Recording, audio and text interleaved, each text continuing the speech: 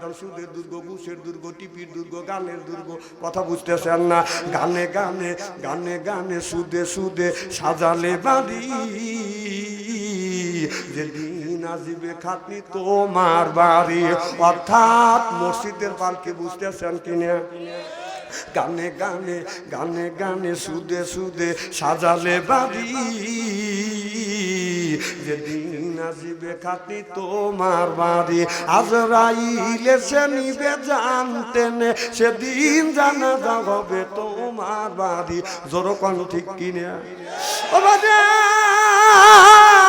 আজরাইল আলাইহিস সালাম যখন আসবে আসমানে মাথা রাখবে আর জমিনে পা রাখিয়া রূহটা বাদান কবজ করে নিয়ে যাবে। ওই দিন যদি বলা যায় আজরাইল 10,000 টাকা ঘুষ দিলাম, তুমি এই বছর আসো না, আগামী বছর আসো, আল্লাহর আজরাইল বাদান মানবে।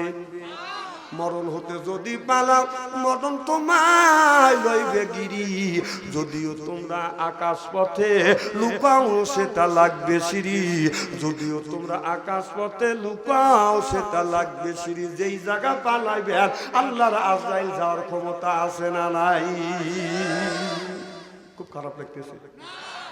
আজকে নামাজ নাই, রোজা নাই, আজকে আমাদের ছেলেদের হাতে উঠে গেছে বাদান টাচ ফোন।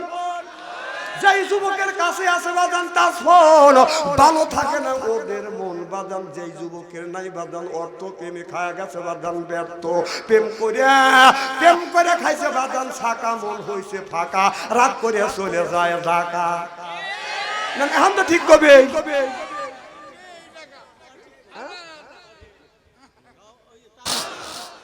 জিবরাইল আলাইহিস সালাম চলে আসছে। মোহাম্মদ হাই গিবনা গোপ্তা টানা গুপ্তা, জিবরাইল হাই গিবনা গোপ্তা টানা গোপ্তা রব্বুল জলিল। আল্লাহু আকবার। জিবরাইল আলাইহিস সালাম বলে, ইয়া রাসূলুল্লাহ, ইয়া হাবিবাল্লাহ, আপনি কি জন্য মন খারাপ করে বসে আছেন? টাকার অভাব, পয়সার অভাব, নারীর অভাব, গাড়ির অভাব, এমন কোন জিনিসের অভাব পড়েছে গো নবীজি? আল্লাহ সব অভাব গুণ দূর করে দিবে। সুবহানাল্লাহ। তো জোরে কর। বলার সাথে সাথে আল্লাহ বলতেছে, নবী গো, আপনার উম্মতের সব অভাব আল্লাহ দূর করে দিবে। আমার নবী বলে, জিবরাইল টাকা পয়সা নারী গাড়ি কোন জিনিসের অভাব না, কবরের মধ্যে আমার উম্মতের কি হবে সেই চিন্তায় আমি নবী অস্থির। সুবহানাল্লাহ বললেন না? আহা, কি সুন্দর দয়াল নবী পেয়েছি আমরা। কবরের মধ্যে আমাদের কি অবস্থা হবে সেই চিন্তায় রাসূল অস্থির। জিবরাইল আলাইহিস সালাম আমার নবীকে নিয়ে বডি সালমানের কবরের পাশে গেলেন, যাইয়া ডান পাকা দিয়ে হালকা আঘাত করলেন আর বললেন, কুম্বি ইজনি ইল্লা, আল্লাহ হুকুমে আল্লাহর বান্দা জিন্দা হয়ে যাও। দেখা গেল কবরের মাটি ফাটতে লাগলেন, লাফাতে লাগলেন। কবরের ভিতর থেকে আল্লাহর একটি বান্দা বাদান বের হয়ে আসছেন। এত সুন্দর চেহারা, মনে হয় তার চেহারা দিয়ে বাদান নূর চুমকিছে। ফা আম্মা মান সাকুলাত মাওয়াজিনু, আল্লাহু আকবার। অন্ধকার রাত্রিতে একটি তারকা যদি আকাশে উদিত হয়, এই তারকা দিকে তাকালে বাদান ঝিকমিক ঝিকমিক করে নূরের আলো জ্বলতেছে। ওই লোকটার চেহারা থেকে বাদান নূরের আলো ঝিকমিক ঝিকমিক করে জ্বলতেছে। এই দৃশ্য রাসূলকে দেখানোর পর পাখা দ্বারা হালকা আঘাত করলেন। আল্লাহর বান্দা বাদান কবরের মধ্যে চলে গেলেন। কিছু দূর আগা যাইয়া জিবরাইল আলাইহিস সালাম বাদানারা কবরের উপরে পাখা দ্বারা হালকা আঘাত করলেন আর বললেন, কুম্বি ইজনি ইল্লা, আল্লাহর হুকুমে আল্লাহর বান্দা জিন্দা হয়ে যাও। দেখা গেল কবরের মাটি বাঁধতে লাগলেন, লাফাতে লাগলেন। কবরের ভিতর থেকে আল্লাহর একটা বান্দা বাদান বের হয়ে আসলেন। এমন কালো, বেগুন চুলার মধ্যে দিলে বাদান যেমন কালো কুচি হয়ে যায়, আগুনের মধ্যে মানুষ পুড়ে গেলে যেমন পুড়ে বাদান সবজি হয়ে যায়, এইরকম কালো কুচি মানুষ বাদান বের হয়ে আসলেন। গায়ে বড় বড় বাদান ফোসকা পড়ে গেছে। এত কালো দেখলে বাদান এমন ভয়ঙ্কর কুচ্ছিরি দেখা যাচ্ছে। আল্লাহ নবী এই দৃশ্য দেখে চোখের পানি ফেলে ফেলে কান্দে। জিবরাইল আলাইহিস সালাম বলে, ইয়া রাসূলুল্লাহ, ইয়া হাবিবাল্লাহ, প্রথম নম্বরে যে মানুষটাকে দেখাইলেন তারে দেখলে আপনি মুস্কি মুস্কি হাসলেন, আর এই শেষে যেই মানুষটাকে দেখালাম তারে দেখে আপনি কেন কান্দেন? আমার নবী বলে, জিবরাইল রে, দুইটা মানুষের কারণ বুঝলাম না, দুইটা মানুষের কারণটা কি আমাকে একটু বুঝাও। জিবরাইল আলাইহিস সালাম বলে, ইয়া রাসূলুল্লাহ, ইয়া হাবিবাল্লাহ, প্রথম নম্বরে যেই মানুষটাকে দেখানো হলো, এই মানুষটা জীবনে নামাজ ছাড়ে নাই, রোজা ছাড়ে নাই, হজ ছাড়ে নাই, যাকাত ছাড়ে নাই, কোরবানি ছাড়ে নাই, আল্লাহর বিধিবিধান মানছে বিধায় আল্লাহ তার কবরটা ফুলের বাগান বানাইছে। ও নবীজি, দুই নম্বরে যেই মানুষটাকে দেখানো হলো, এই মানুষটা জীবনে নামাজ পড়ে নাই, রোজা রাখে নাই, হজ করে নাই, যাকাত দেয় নাই, মানুষের তৈরি করা নিয়ম নীতি আর বিধিবিধান মেনে চলেছে বিধায় আমার আল্লাহ কবরের মধ্যে আগুন জ্বলাই দিয়েছে। ইসলাম, ইসলাম ছাড়া অন্য কোন তন্ত্রমন্ত্র, জাতীয়তাবাদ, ধর্ম নিরপেক্ষ মতভেদ কেউ যদি কায়েম করে পালি মিনহু, ওর নামাজ রোজা হজ যাকাত আল্লাহর দরবারে কবুল হবে না, হতে পারে না, হওয়া সম্ভব না। ওয়া হুয়া ফিল আখিরাতি মিনাল খাসিরিন। আল্লাহর আদালতে ওই মানুষটা বিবাদর কাতারে দাঁড়াইবে। জিবরাইল আলাইহিস সালাম আমার নবীকে বুঝলেন, নবী গো, এই লোকটা জীবনে নামাজ পড়ে নাই, রোজা রাখে নাই বিধায় আল্লাহ কবরের মধ্যে আগুন জ্বালা দিয়েছে। মৌতু কাউসিন কুল্লু নাফসিন সাদিবু, মৌতু কাউসিন কুল্লু নাফসিন সাদিবু, আল কবর বাইতেন কুল্লু নাফসিন দাখিলুন।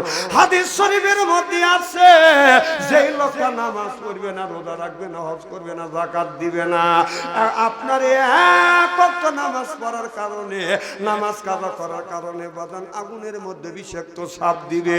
এই সাপটা ফজর থেকে বাজান জোহর পর্যন্ত বাজান ধ্বংস করতে থাকবে, আবার ফজর থেকে আপনার ঈশা পর্যন্ত, সন্ধ্যা পর্যন্ত ধ্বংস করে থাকবে। ওই সাপটা বাজান বিরত নিবে, আবার ঈশা থেকে ফজর পর্যন্ত আর একটা সাপ বাজার তাকে কামড়াতে থাকবে। কবি বলে, কোনখানে ঘুরিয়া বেড়াও হীরার পাহাড়, চড়ে বেড়াই এই জগতে বীরের জানোয়ার, এক এক কামড়ের জ্বালায় হাজার বছর দায়, এমনি করে কামড়াইবে লাখো লাখো বার।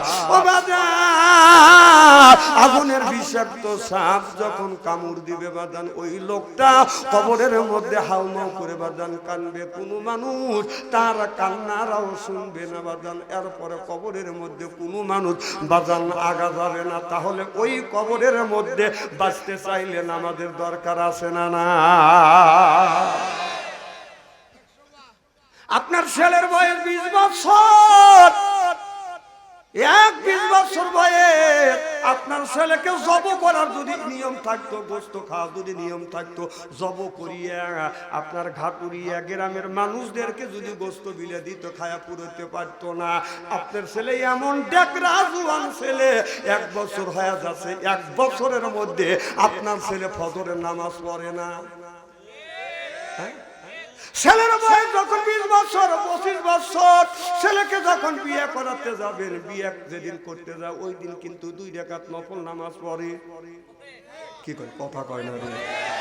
পরে পরে যখন পরে কিনা পরে পরে বেটা সাল পাইছে একটা। আপনারা পুরুষ না বেটা সাল? এই ছেলেকে যদি বলা যায়, যুবক আজকে তোমার জীবনের সবচেয়ে আনন্দের দিন, বিয়ার দিন, একটা যুবক আর যুবতীর সবচেয়ে আনন্দের দিন কিসের দিন? আরো জোরে, জোর হইল না, বলো। যুবকদের আপনার মধ্যে খাবলা দিয়ে উঠছি। হ্যাঁ হবে বাবা, তোমাদের বিয়ের দিন হবে, আনন্দের দিন। আর যারা বিয়ে করছে তারা চিন্তা করতেছে বিয়ের দিন, তাদের বিয়ে কাজা হয়ে গেছে।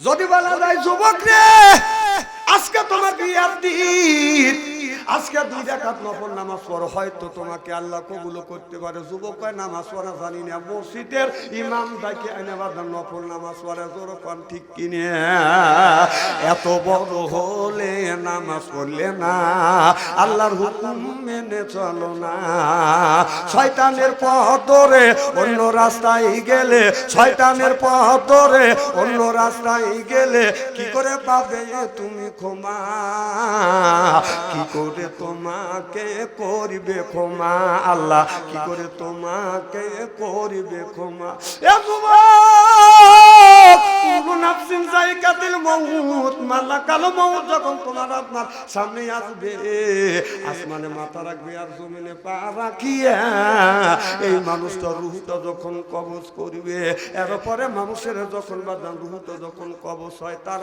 আগেই বাদান তার ওই লোকটার পানি পিপাসা লেগে যায় চামচ ভরে ভরে বাদান পানি দেয় মার নামে এক চামচ পানি খাও বাবার নামে এক চামচ পানি খাও দাদার নামে এক চামচ পানি খাও খালুর নামে এক চামচ পানি খাও এই খালু মনতলায় চাকরি করলো লক্ষ লক্ষ টাকা ঘুষ খাইলো ঘুষ করে নামে যখন পানি দেয় ওই লোকটা বাদান ডেক পারে কেউ কয় ডেক পারে কয় পাবলিক বলে ডেক পারতেছে না ও হিসাব নিকাশ করতেছে আমি বলি হিসাব নিকাশ করতেছে না ঘুষ করে নামে পানি দিছে এই দুনি ডেক পারতেছে একটা আলেমের নামে পানি দাও হাফেজের নামে পানি দাও হাজিরি নামে পানি দাও মরণের সময় ওই লোকটা শান্তি পাবে চিল্লা কন্নার হাওয়া হাতে দরিয়া গাছে বাসা তালে মা হাতে দরিয়া গাছে বাসা তালে মা সপতি দি দেবে ভাই আবুবে মা আবুবে মা সর্বদে দেরে বাইয়া আবুবে মা আবুবে মা কবি বলেছে সাত দরিয়ার সাত নদী পানি যদি কণ্ঠের মধ্যে ডালা যায় মরণের সময় কোনোদিন ওই মানুষটার পিপাসা বাদা নিবারণ হবে না আল্লাহর নবী বললে তোমাদের ঘরটাকে কোরআনের দুর্গ বানাও হাদিসের দুর্গ বানাও নামাজের দুর্গ বানাও তা না বানাইয়া আজকে আমাদের ঘরটা বানাইছে বাদাম সুদের দুর্গ ঘুষের দুর্গ টিপির দুর্গ গানের দুর্গ কথা বুঝতেছেন না গানে গানে গানে গানে সুদে সুদে সাজালে বাড়ি যেদিন আসবে খাতনি তোমার বাড়ি অর্থাৎ মসজিদের পালকি বুঝতেছেন কিনা গানে গানে গানে গানে সুদে সুদে সাজালে বাড়ি যেদিন আসবে খাতনি তোমার বাড়ি আজরাইল এসে নিবে জানতেন সেদিন জানাজা হবে তোমার বাড়ি জোরকন ঠিক কিনা ও বাজার আজরাইল আলাইহিস সালাম যখন আসবে আসমানে মাথা রাখবে আর জমিনে পা রাখিয়া রূহটা বাদান কবজ করে নিয়ে যাবে ওই দিন যদি বলা যায় আজরাইল 10,000 টাকা ঘুষ দিলাম তুমি এই বছর আসো না আগামী বছর আসো আল্লাহর আজরাইল বাদান মানবে মরণ হতে যদি পালাও মরণ তোমায় লইবে গিরি যদিও তোমরা আকাশ পথে লুকাও সেটা লাগবে সিঁড়ি যদিও তোমরা আকাশ পথে লুকাও সেটা লাগবে সিঁড়ি যেই জায়গা পালাইবে আর আল্লাহর আজরাইল যাওয়ার ক্ষমতা আছে না নাই খুব খারাপ লাগতেছে আজকে নামাজ নাই রোজা নাই আজকে আমাদের ছেলেদের হাতে উঠে গেছে বাদান টাচ ফোন যেই যুবকের কাছে আছে বাদান টাচ ফোন ভালো থাকে না ওদের মন বাদান যেই যুবকের নাই বাদান অর্থ প্রেমে খায়া গেছে বাদান ব্যর্থ প্রেম করে খাইছে বাদান ছাকা মন হইছে ফাঁকা রাত করে চলে যায় ঢাকা না এখন তো ঠিক কবে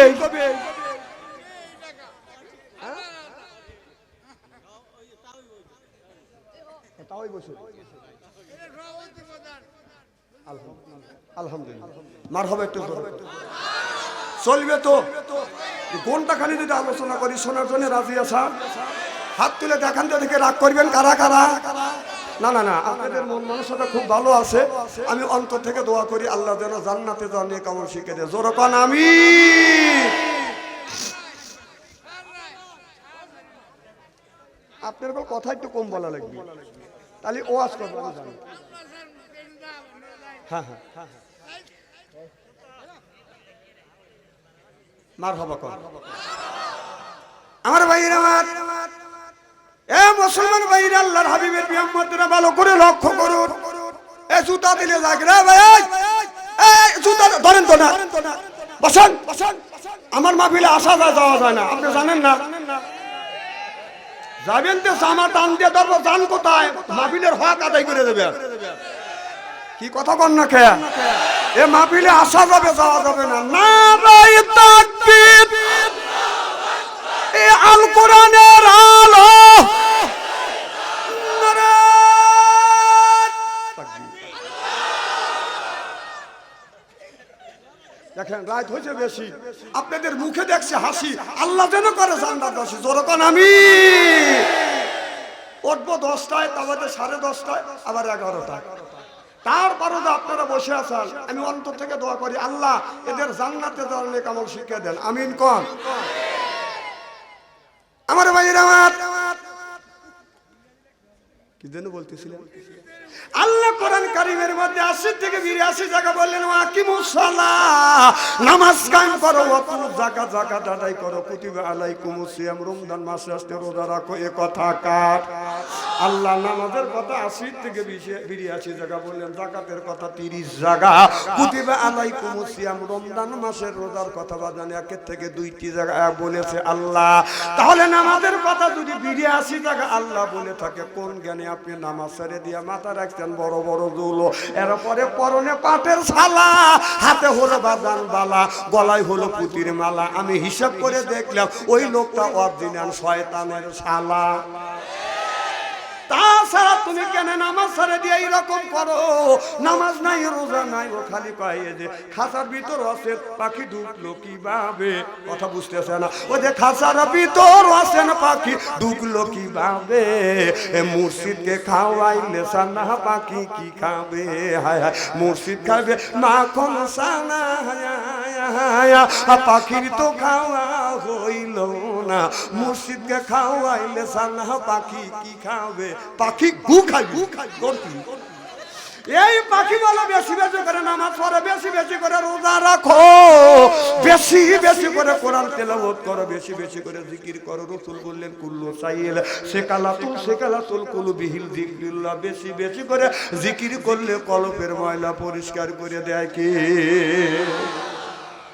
এই যে কাপড়ে যদি ময়লা পড়ে, সাবান সোডা দিলে বাদান পরিষ্কার হয়, শরীরে ময়লা বলে সাবান দিয়ে ডলম দিলে বাদান ময়লা বাদান পরিষ্কার হয়। আপনার অন্তরের মধ্যে যদি ময়লা পড়ে, কি দিয়ে আপনি পরিষ্কার করবেন? ও মনে বাবলা পাতা দাগ লেগেছে, ধুইলে কি যায় সাবানে সাবানে? মনের ময়লা মুজবে কেমন? এ খাজলতে যায় না রে দুলে, স্বভাব যায় না রে মলে, শিকার গন্ধ যাইবে কি ভাই, সুসর গন্ধ যাইবে কি ভাই, গোলাপ জল দিলে? মনের ময়লা মুজবে কেমনে? কুল্লু সাইল সিকালাতুল কুলুবিহিল যিকরুল্লাহ, বেশি বেশি করে জিকির করো, কলবের ময়লা পরিষ্কার করে দিবে কে? তাহলে জিকির করার দরকার আছে না বাজান? না, নারাই তাকবীর। না, তোমার তাকবীর দেওয়া লাগবে না, এগুলি বেটা ছেলে তাকবীর না পুরুষের তাকবীর।